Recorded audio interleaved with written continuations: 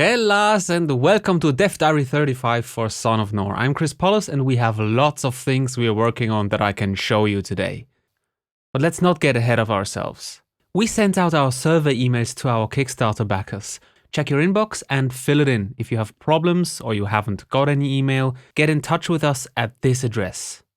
Another thing that is really important to us is Steam Greenlight. This is a major thing for all indie developers and we are very thankful for every vote. If you haven't voted for us yet, please do. The link is in the description below. Next up, we're fiddling around with effects. Jason is working on many cool effects right now and we are also tweaking existing ones as well. Like the wind push effect, blasting away a sand barrier. It now feels a little bit more powerful as more particles get created. That's just some random tweaks we do every week to experiment and improve things.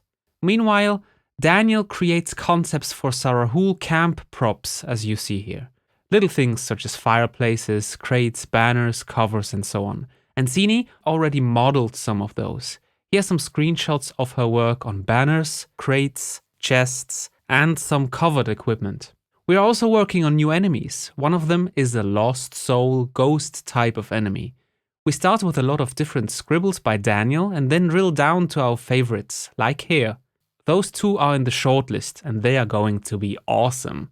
We are also continuing the work on the Sarahul warrior armor. This is how it currently looks like, but some armor pieces are still missing. Adrian is working on these and you can see the progress here. Just look at all the amazing details Adrian puts in. I think now it's time for a little intermezzo to break up and loosen this episode a bit. Carrot!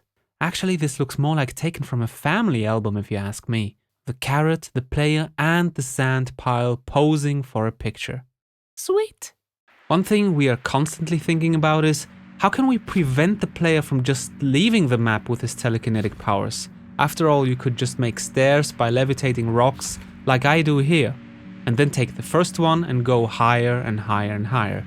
So this limitation that we try to implement should somehow feel natural and not like a synthetic barrier, of course. Currently we are experimenting with concentration. You cannot concentrate while you stand on a moving object. So if you get up, all your rocks will fall down. You cannot keep rocks levitating when you cannot concentrate and have no solid ground under your feet. This is just a test though.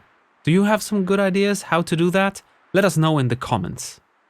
Finally, we are close to finishing our first Sarahul mage. Let's look at the creation history. As usual, Daniel created the concepts, and here are some first drafts by Adrian, which he then refined, added the clothing, armor, color, and here's the current state of it now. Can't wait to see that in the game.